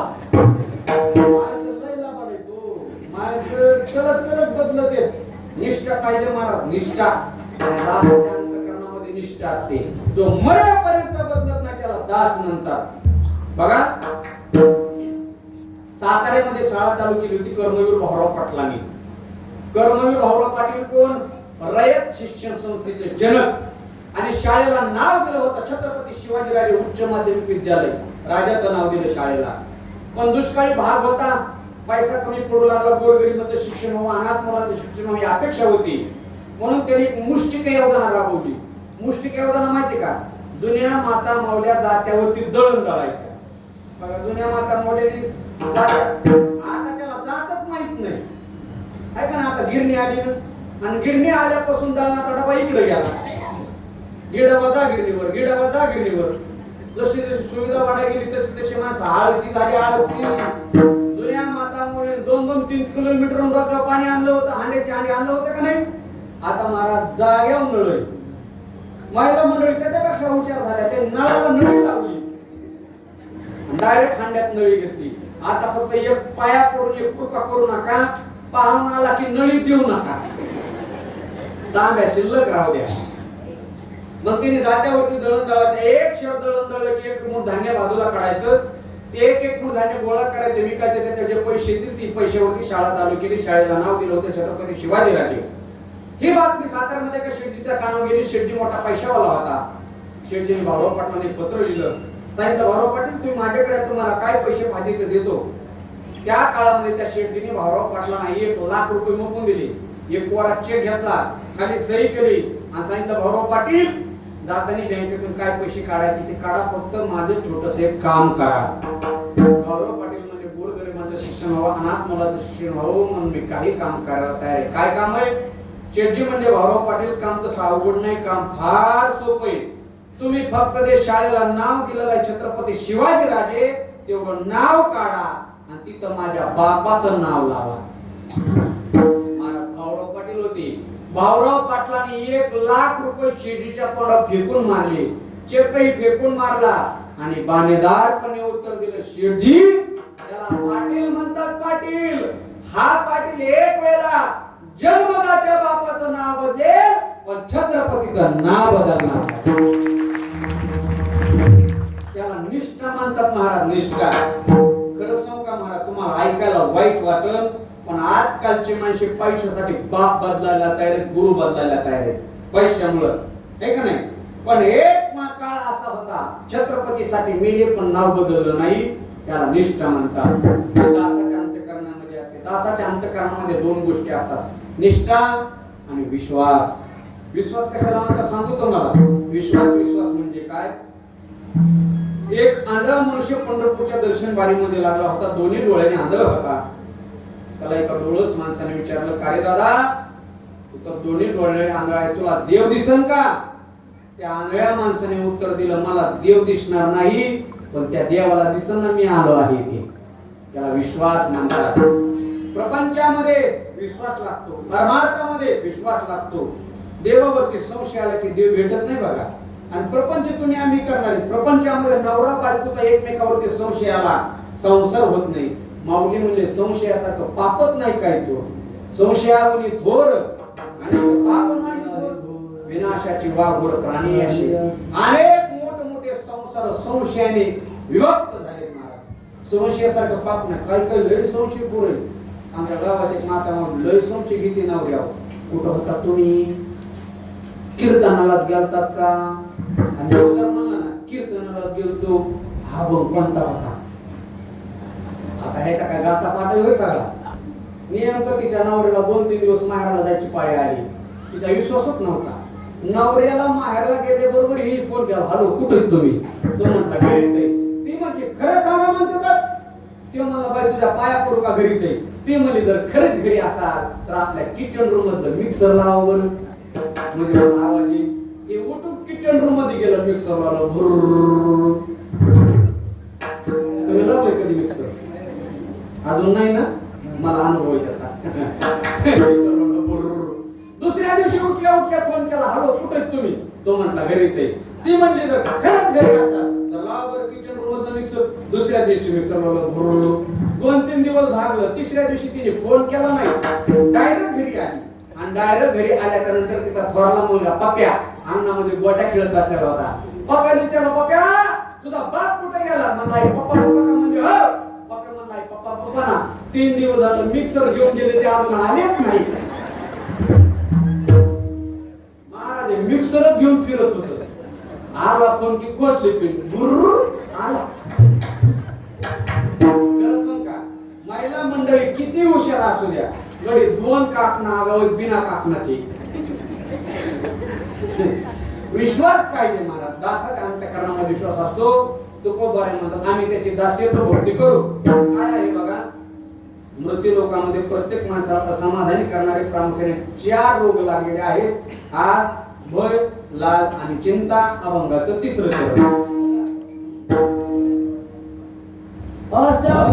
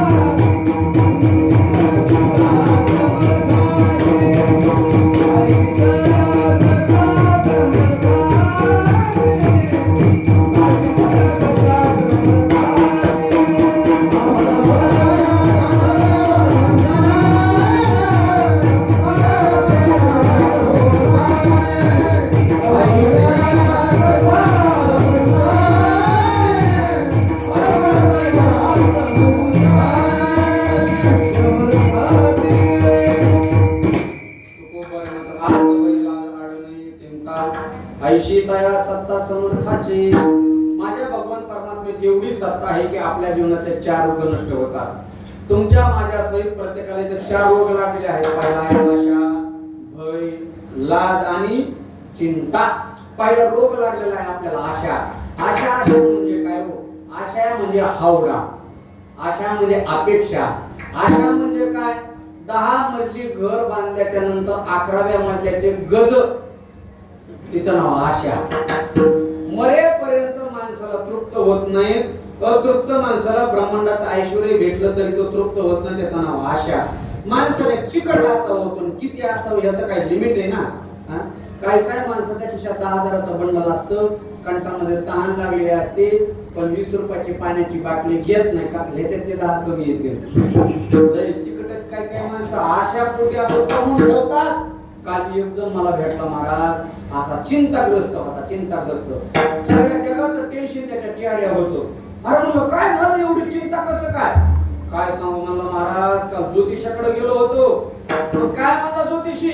तो म्हणला तुझ्या जेवणामध्ये एवढं धन येणार आहे, 7 पिढ्या बसून खात्या. अरे म्हणलं 7 पिढ्या बसून खात्याचं टेन्शन काय त्याचं? तुम्हाला 8वी पिढी काय खाईल? अशा लय खतरनाक आहे महाराज. एका चिकट माणसाचं लग्न झालं. कसं झालं मला माहित नाही, पण झालं बरं का. असा चिकट गावात एक नंबरचा चिकट होता तो. उन्हाळ्याचे दिवस बायकोला घेऊन मोटरसायकलवर फिरायला निघाला. त्याने कधी रुपया कशाला खर्च केला नव्हता. बरं बायकोला ह्याचा स्वभाव माहित नव्हता. आता ऊन असलं पडायला लागलंय ती नवऱ्याला म्हणजे आहो मला लय तहान लागली, 20 रुपयाची पाण्याची बाटली तरी घ्या. त्याला म्हटलं पाण्याच्या बाटलीला 20 रुपये. त्याने काय आयडिया केली, तो मला 2 किलोमीटर थांब, 2 किलोमीटरवर माझ्या मित्राचं घर आहे आणि तिथं गेल्यावर आपल्याला बासुंदी खायची. हे म्हणले माय बासुंदी म्हणल्या माझ्या तोंडाला पाणी सुटलंय. तो म्हणला मग तेच सुटलेलं पाणी पी. एवढे चिकट आहे. विनोद काळेला हसले नाही एवढे चिकट आहे. आमच्या गावाकडे एक माणूस आहे महाराज, एकुलती एक मुलगी, एकुलती एक. असं जमून धन कमवलं. आता चिंता वाटू लागली कशाची, मुलगी लग्नाला आली ना आणि त्याला वाटलं आपल्याला काय मुलगा नाही. एवढं कमवलेलं मुलीचं लग्न झालं कुणाला होणार आहे? महाराजा तुमच्याकडे महाराजा देते नाही, कोणाला होणार आहे? जावाई महाराज केला महाराजाला होईल. पण आजकाल मुलीची अपेक्षाच नाही महाराज जावाई करावं म्हणून. नोकरीवाला लागतो, बरोबर आहे का नाही? पण माळकरी सारखं वैभव जगामध्ये दुसरं नाही बघा. हा माळकरी मुलगा पाहिजे आणि मग महाराज त्यांनी स्थळ बघायला चालू केली. तुमच्याकडे काय स्थळ म्हणतात का ठेपे? इकडे काय म्हणतात बाबा? स्थळ, आमच्याकडे ठेपे म्हणतात. लय भाषेचा फरक आहे. तुम्हाला 2 पदार्थ सांगतो आमच्याकडे, ते तुम्हाला माहिती का नाही काय माहिती. सालकून फुकरू खायचे पदार्थ पण ते सालकू आणि फुकरू हे मला सुद्धा माहित नव्हते. मी कोकणात कीर्तनाला घेतलो. तिथल्या आजीने मला विचारलं महाराज तुम्हाला जेवाय काय करायचं? म्हणलं तुमच्याकडे असं ते करा. ती म्हणजे आमच्याकडे लय फेमस आहे. म्हणलं काय? ते म्हणजे सालकून फुकरू. माझ्या बापजींनी कधी ऐकलं नाही. तुम्ही ऐकलंय का? मी आम्हाला फुकरूला कस तरी वाटायला. फुकरू म्हणलं ऐकायला बरं नाही. म्हणलं आजी मला सालकू करा. तिने शिळे तुकडे शिजवली. मी म्हणलं फुकरू काय होतं? ती म्हणली गुलाबजामुन गोळ होतो. लय शब्दातला गोळ आहे. म्हणून म्हणलं तुमच्याकडे स्थळ म्हणतात का ठेपे? स्थळ स्थळ. आणि मग महाराज असं स्थळ निवडून काढलं. तेव्हा म्हणला मी जेवढा चिकट आहे माझ्यापेक्षा जावई चिकट बघायचा. किती चिकट होता अगोदर समजून तर घ्या ना. ह्याच्याकडे एक सुपारी होती. एक सुपारी 6 वर्ष जात होती. किती तुमच्याकडे जाते का? एक सुपारी किती वर्षे? 6 वर्ष जात होती. ती कशी जात होती माहिती का? त्याने अशी सुपारीला छिद्र पाडलं होतं. त्या छिद्रामध्ये धागा वावायचा आणि ती सुपारी अशी स्वयंपाक रूम मध्ये टांगायची. जेवण झालं नुसती सुपारीला जीभ लावायची. खायची नाही, नुसती जीभ लावून भागवायचं. मध्ये किती चिकट होता.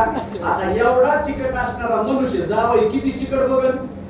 त्याला एक स्थळ आलं. मध्यस्थीने सांगितलं तुम्ही जेवढे चिकट आहेत ना त्याच्यापेक्षा मुलाचं घर चिकट आहे. कसं काय चिकट आहे? ते म्हणजे तुमची सुपारी किती वर्ष जातील? 6. पण त्यांची सुपारी 6 पिढ्यापासून येतच आहे. किती पिढ्यापासून? 6 म्हणजे कशी काय? ऐका, हे काय करतात त्यांनी असं सुपारीला छिद्र पाडले. त्या छिद्रामध्ये धागा वावलाय. तो धागा असा स्वयंपाक मध्ये टांगायचा. जेवण झालं सुपारीला जीभ लावायची नाही. मग सुपारीच्या पाडलेल्या सावलीला जीभ लावायची. म्हणजे किती चिकट आहे. अशा रोग लागला का नाही आपल्याला? अशा दुसरा भय लागला. भय रोग आहे का नाही?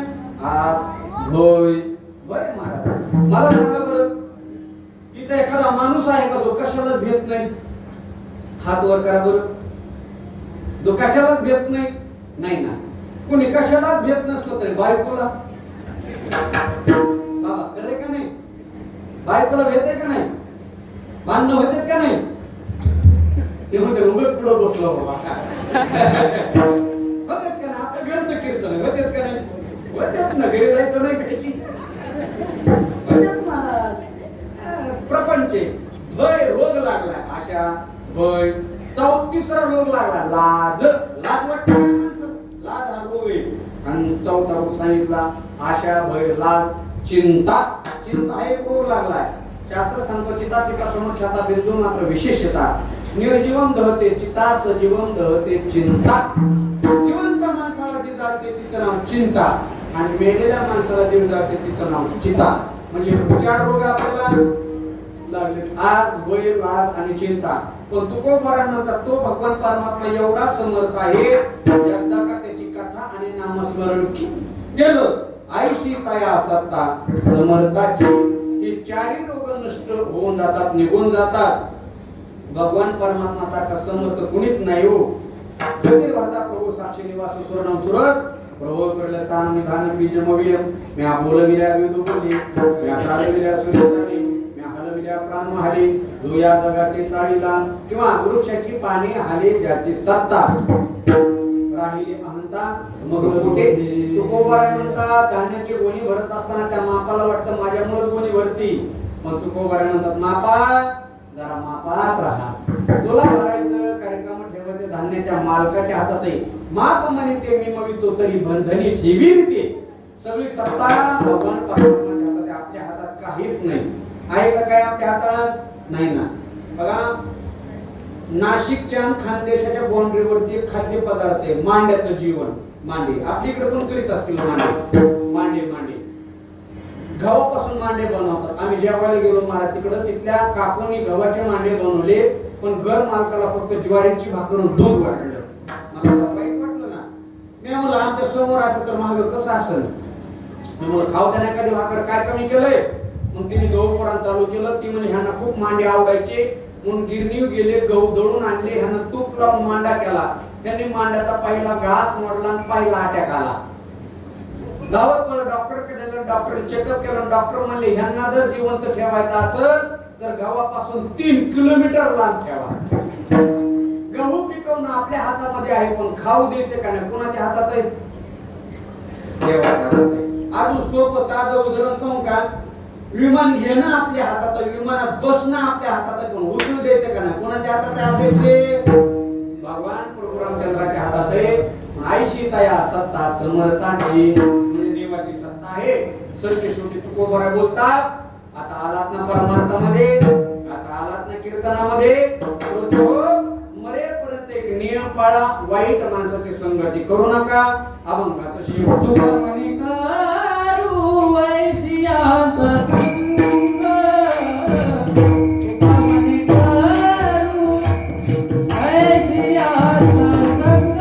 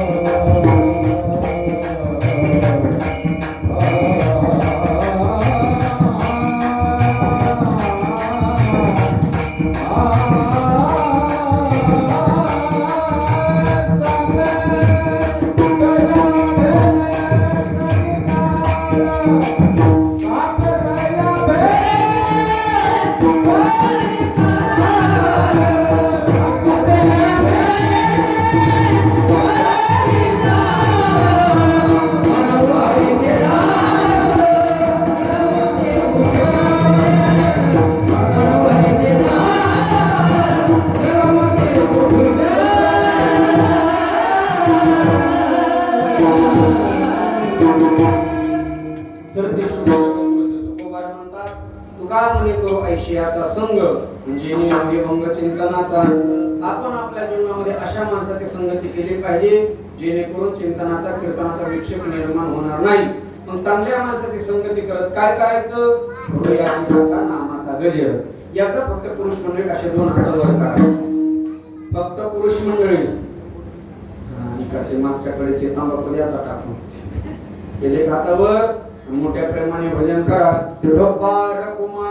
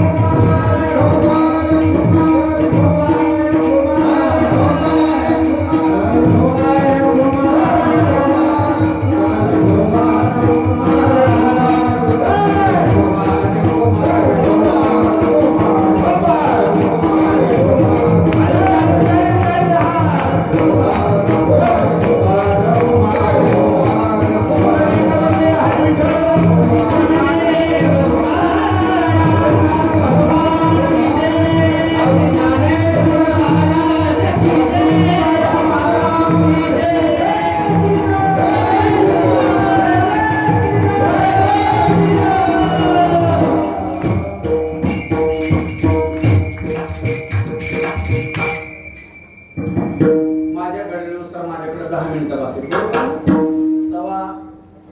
15 मिनिटं माझे घड्याळ बंद पडली म्हणजे चार्जिंग संपली. ते लांबचं कीर्तन असलं की चार्जिंग संपती, जवळ असलं की चालू राहते.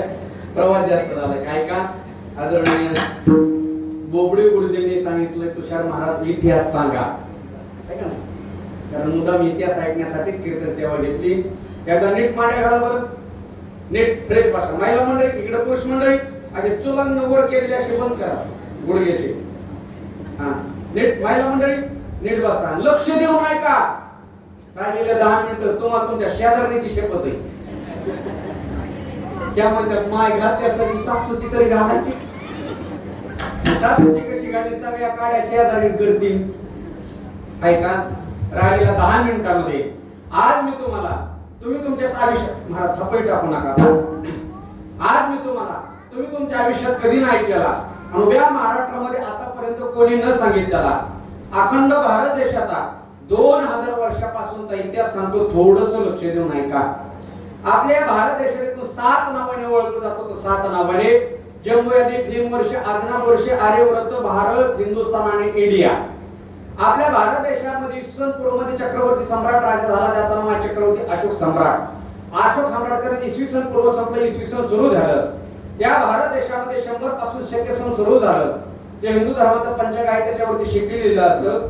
या भारत देशामध्ये 320 साली उज्जैनचा राजा भर्तृहरी आणि त्याचा लहाना भाऊ विक्रमादित्य तो भारत देशाचा राजा म्हणून झाला. आपल्या भारतामध्ये 712 साली सगळ्यात पहिले मुक्ती आक्रमण अरबांनी केले. या भारत देशामध्ये 1001 मध्ये मोहम्मद गझनीने आक्रमण केले आणि दिल्लीच्या गादीवरती स्वतः राजा म्हणून बसला. यात मोहम्मद गझनीने 1025 मध्ये गुजरातवरती आक्रमण केले, सुरतवरती आक्रमण केले आणि भारताच्या इतिहासामध्ये पहिल्यांदा स्वरूपी सोमनाथ यात्रे मंदिर लुटण्यात आले. भारताच्या इतिहासामध्ये 1177 साली अजमेर मधून सम्राट पृथ्वीराज चव्हाण नावाचा राजा झाला, ज्याला इतिहासामध्ये तिसरा नर म्हणून ओळखण्यात होते.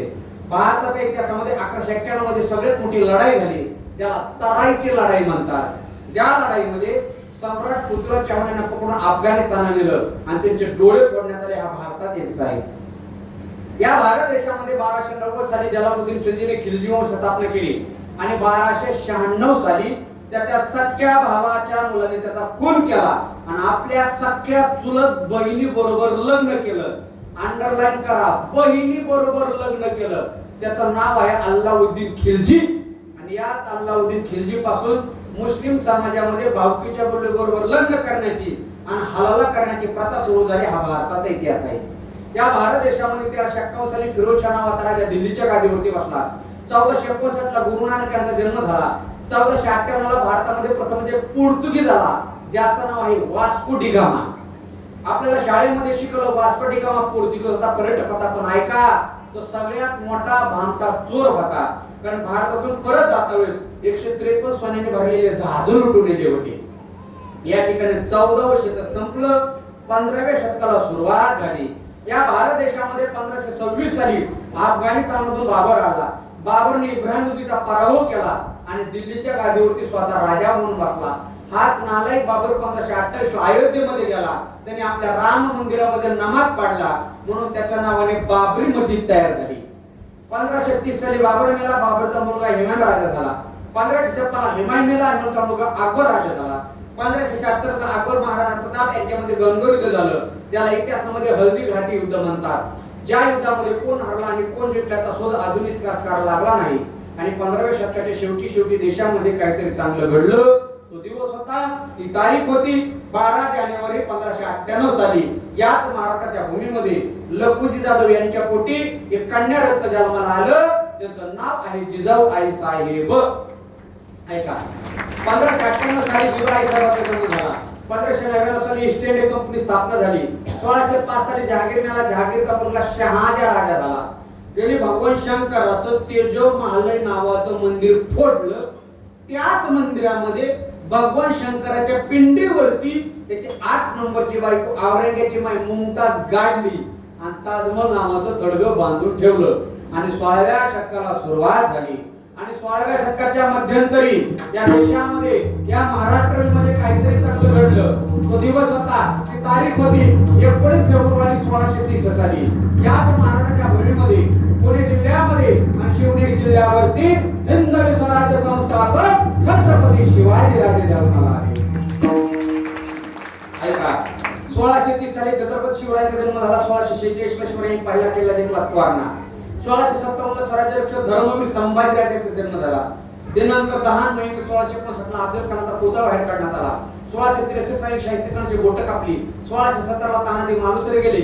1673 ला प्रतापराव गुजर पाटील गेले आणि दिनांक 6/2/1674 साली या भारत देशामध्ये 32 मन सोन्याचं सिंहासन तयार झालं. त्या सिंहासनावरती आपला राजा म्हणून बसला आणि भारत देशाला आत्मनाव मिळालं स्वराज्य. 1680 ला छत्रपती शिवाजी राजे गेले. धर्मवीर संभाजी राजांच्या गादीवरती बसले. 1689 ला धर्मवीर संभाजी राजे गेले आणि बहुतांश मराठा समाजाला पेशवाई करायली. 1705 मध्ये इंग्रज भारतामध्ये व्यापार करण्यासाठी आले. 1720 साली पहिले बाजीराव पेशवे झाले. 1725 साली पुणेश्वर काढल्या बाळूकर झाल्या. 1760 साली दुसरे बाजीराव पेशवे झाले. 1799 यशवंतराव मल्हार झाले. 1 जानेवारी 1818 भीमा कोरेगाव झालं. दिनांक 14 एप्रिल 1851 ला महामानव भारत डॉक्टर बाबासाहेब आंबेडकरांचा जन्म झाला. 1898 साली स्वामी विवेकानंद गेले. 1910 साली संत शेगावचे गजानन महाराज गेले. 1920 साली लोकमान्य टिळक गेले. 1917 ला सद्गुरू जोग महाराज वारकरी शिक्षण संस्था स्थापन झाली. 1926 ला हिंदू हृदय सम्राट बाळासाहेब ठाकरेंचा जन्म झाला. 1929 साली भारतदेशी गायन कोकिळा लतादींचा जन्म झाला. दिनांक 12/12/1940 ला बारामतीच्या काकाचा जन्म झाला. 1942 ला वर्धेतून केलेला उठाव झाला आणि अखेर 15 ऑगस्ट 1947 ला आपला भारत देश तिसऱ्यांदा स्वातंत्र्य झाला. 47 ला देश स्वातंत्र्य झाला. 48 ला महात्मा गांधी गेले. 49 ला भारत देशाची राज्यघटना लिहिण्यात आली. 1952 ला लोकसभेची पहिली निवडणूक झाली. कधी? 1952 ला. आणि या देशाचे पहिले पंतप्रधान झाले इंद्रजित महाराज रसा. नाही पंडित, मला वाटलं मी दिला राजीनामा लगेच. पंडित जवाहरलाल नेहरू. दिनांक 1 मे 1960 साली मुंबई संयुक्त महाराष्ट्र निर्मिती झाली आणि 1961 ला महाराष्ट्राचे पहिले मुख्यमंत्री झाले यशवंतराव चव्हाण. 1962 साली चीन भारत युद्ध झालं. 1969 ला भारतातील पहिली महिला अंतराळात गेली. काय नाव? 1969 ला भारतातील पहिली महिला पंतप्रधान झाली. काय नाव? इंदिरा गांधी. 1972 ला भारत देशामध्ये सगळ्यात मोठा दुष्काळ पडला आणि दुष्काळातच इंदुरीकर महाराजांचा जन्म झाला, म्हणजे ते 72 चे. 1975 ला बॉलिवूडचा पहिला सुपरहिट चित्रपट झाला शोले. 1980 ला बीजेपी पक्षाची स्थापना झाली. 1983 ला कपिल पहिला वर्ल्ड कप जिंकला. 1991 ला राजीव गांधी गेले, मी जन्माला आले. 1993 ला बाबरी मस्जिद पाडण्यात आली. 93 ला. 1997 ला भारताची पहिली महिला अंतराळात गेली. काय नाव? वनला शांताबाई. कल्पना ठेवला. 1999 ला कारगिल युद्ध झालं. 2001 ला धर्मवीर आनंदजी गेले. 2004 ला लक्ष्मणकांत बेर्डे गेले. 2006 ला राज ठाकरे मनसे स्थापना केली. 2007 ला भारतातली पहिली महिला राष्ट्रपती झाली, जिच्या डोक्यावरचा पदर अजून खाली पडला नाही. तुम्ही घरी गेल्यावर घ्या. काय नाव? प्रतिभाताई पाटील. 26/11/2008 ताज हॉटेल बॉम्बस्फोट झाला, कसा सापडला. 2012 ला 2 नेते गेले. पहिले हिंदू हृदय सम्राट बाळासाहेब ठाकरे, दुसरे विलासराव देशमुख. 2014 ला लोकसभेची निवडणूक झाली. देशाचे पंतप्रधान नरेंद्र मोदी झाले आणि आमच्या बीड जिल्ह्याचे उद्योग केंद्रीय ग्रामविकास मंत्री गोपीनाथराव मुंडे साहेब यांचं निधन झालं. 2016 ला 17 ला 18 ला मराठा क्रांती मूक मोर्चा निघाला. 2019 ला लोकसभेची निवडणूक झाली. देशाचे पंतप्रधान नरेंद्र मोदी झाले आणि महाराष्ट्रामध्ये तिघाजणांचं महाविकास आघाडी सरकार आलं. 2020 ला कोरोना आला, लॉकडाऊन झालं. 2021 ला कोरोना 2 आला, परत लॉकडाऊन झालं. जानेवारी 2022 अनाथ सिंधूचा धक्का गेला. दिनांक 7 फेब्रुवारी 2022 बांगलादेशी ठिकाणी पकडला जाता निधी गेला. जून 2022 महाविकास आघाडीचं सरकार ढासळलं. कारण त्या काळातले तत्कालीन मुख्यमंत्री श्री माननीय एकनाथ शिंदे हे 40 आमदार घेऊन टूप टाकलेला कीर्तन टाळलं लागलं. गुवाहाटीला गेले. नंतर चालू झालं 2023 आणि 2023 मध्ये 2 महत्त्वाच्या घटना घडल्या. पहिली घटना जगाच्या इतिहासात लिहून ठेवली. तो दिवस होता, ती तारीख होती 23 ऑगस्ट 2023 रोजी. या भारत देशाने असा पराक्रम केला, या जगातल्या 231 देशापैकी भारताने पहिला तिरंगा चंद्रावरती नेला. आपलं चंद्रयान सफल झालं तेव्हा. म्हणून मी नेहमी सांगत असतो, अरे आमच्या झेंड्यावर चंद्र नसला म्हणून काय झालं, आमचा झेंडा चंद्रावर. नंतर चालू झालं 2024 आणि 2024 भारत देशासाठी फार महत्त्वाचा दिवस उजाडला. कारण तो दिवस होता, ती तारीख होती ज्या तारखेची नोंद ब्रह्मदेवाने आपल्या इतिहासामध्ये लिहून ठेवली आणि या हिंदूच्या सगळ्या हिंदूवासींनी आपल्या हृदयात कोरून ठेवली. तो दिवस होता, ती तारीख होती 22 जानेवारी 2024 रोजी. या देशाचा प्राण आणि अयोध्याचा राम 455 वर्षाच्या नंतर मायभूमीमध्ये परत आला. आपल्या सगळ्या हिंदूच्या स्वप्नाचं राम मंदिर साकार झालं. नंतर 2024 ला लोकसभेची निवडणूक झाली, विधानसभेची निवडणूक झाली. नंतर चालू झालं 2025 आणि आता चालू आहे ते 2026 मध्ये प्रथमदर्शनी एक वाईट घटना घडली. तो दिवस होता, ती तारीख होती दिनांक 28 जानेवारी 2026 रोजी. या महाराष्ट्राचे कर्तव्यदक्ष लोकप्रिय उपमुख्यमंत्री श्री अजितदादा पवार यांचं निधन झालं आणि दिनांक 30 जानेवारी 2026 रोजी महाराष्ट्राची पहिली महिला उपमुख्यमंत्री पदाचा मान श्रीमती सुमित्रा अजित पवार यांना भेटला. आणि आज दिनांक किती एवढं तरी सांगा, आज दिनांक 19 मार्च 2026 रोजी मी पुण्य पावन आपल्या श्री क्षेत्र तूप टाकळी या गावामध्ये भगवान प्रभू रामचंद्राच्या दरबारामध्ये आणि अखंड हिंदुस्थानचं आराध्य दैवत प्रभू रामचंद्राच्या निमित्ताने चालू झालेल्या गुढीपाडव्याच्या नवीन वर्षामध्ये आपल्या गावामध्ये कीर्तन करत आहे. हा झाला अखंड 2000 वर्षापासून. मी ह्याच्यासाठी सांगितलं, मला पाठाय म्हणून आहे, मी जो महाराज संस्थेचा विद्यार्थी, पण गुरुजी म्हणले आमच्या गावाच्या सगळ्यांना पाठ होईल. पाठ झालं होत नाही, पुढं पाठ मागं सपाट असं हो नाही. इतिहास जाणून ठेवा, इतिहास लोकच पावत चाललाय. स्वामी विवेकानंद म्हणायचे आपला देश टिकावा, धर्म टिकावा, संस्कृती टिकावा असं वाटत असेल तर 4 गोष्टी टिकणं सध्या काळाची गरज आहे. खानपान, देश संबंध, देश भाषा आणि देशभूषा. आपण कुठले कपडे घालतो यावरून आपला धर्म टिकत असतो. आपण काय खातो यावरून आपली संस्कृती टिकत असते. आपण कोणती भाषा बोलतो यावरून आपला देश धर्म टिकत असतो. पण हे सगळं टिकण्यासाठी अगोदर इतिहास टिकावा लागतो. म्हणून इतिहासाचे जाण ठेवा. मी अभिमानाने सांगेल महाराज, अहंकारने अजिबात नाही. आपल्या गावात लाकडाची तिथं आलो होतो कार्यक्रमाला, मी तेव्हा पण बोललो होतो, मी या महाराष्ट्राचा एकमेव कीर्तनकार आहे. मला भारत देशाचा 2000 पूर्वीचा इतिहास थोडा, महाराष्ट्राचा 10,000 वर्षाचा इतिहास पाठ आहे आणि छत्रपती शिवरायांचा 42 पिढ्याचा इतिहास पाठ आहे. पण मी आज सांगणार नाही, कारण तुम्ही पुन्हा बोलविणार नाही. मी पुन्हा येईल. बघता काय आले की आहे का नाही, आपल्या विदर्भातली भाषा आहे का नाही. खरं तुम्हाला गावकऱ्यांचं करावं तेवढं कौतुक कमीच आहे. गेली अनेक वर्षाची वारकरी संप्रदायाची परंपरा आहे का नाही, की तो वर्ष खूप जुना तर दुगादीचे नाही, बहुत काळाचे ठेवणे. उठू नका, कीर्तन झालं नाही का? 2 मिनिट. खरंच तुमचं कौतुक करावं तेवढं कमी आहे. समस्त गावकरी मंडळी, या परिसरातील सगळेच वारकरी मंडळी, या आपल्या संस्थांची बॉडी आहे ना महाराजांचे अध्यक्ष, उपाध्यक्ष, सचिव, सहसचिव, खजिनदार सगळे एकत्रित येऊन आपण एवढा मोठा भगवान प्रोग्राम चंद्राच्या जन्मोत्सवाच्या निमित्ताने हा भव्यदिव्य नामयज्ञ सुरू करत आहात, हे का नाही? त्याबद्दल तुमचे मी कोटी कोटी धन्यवाद देतो. परिसरातील माझे गुरुबंधू आळंदीकर सगळेच या ठिकाणी उपस्थित आहेत. या गुरुबंधू मंडळीसाठी एकदा जोरदार टाळ्या वाजवतात. कारण उद्याचे ज्ञानोबा तुकोबारे आहेत, कोण कुठं जाईल सांगता येत नाही महाराज, कोण भविष्यात कोणता संत होईल सांगता येत नाही. आपलं भाग्य आपल्याला लाभले आणि या वारकरी मंडळी जुन्या चालीत जिवंत ठेवल्या, त्यांच्यासाठी एकदा जोरदार टाळ्या म्हणून आपल्यापर्यंत पोहोचले आहे का नाही? आपली सगळी सुंदर अशी कमिटी मंडळ आहे. मला खोटं बोलायची सवय नाही. खरं सांग का, मी अजून अयोध्येला गेलो नाही. खरंच बरं का, मला योगच आला नाही महाराज. मला अजून अयोध्येला मी गेलो नाही. जाईन म्हणतोय पण वेळ भेटला नाही. पण खरं सांगतो, तुमच्या गावामध्ये आल्याच्या नंतर मला असं वाटतंय माझं आज अयोध्येमध्ये कीर्तन आहे. पाठीमागं भगवान प्रोग्राम चंद्राची देखील कोरीव आणि फार पुरातनाची अशी मूर्ती आहे. मी सांगत, तुम्ही भाग्यवान श्रोते बरं का.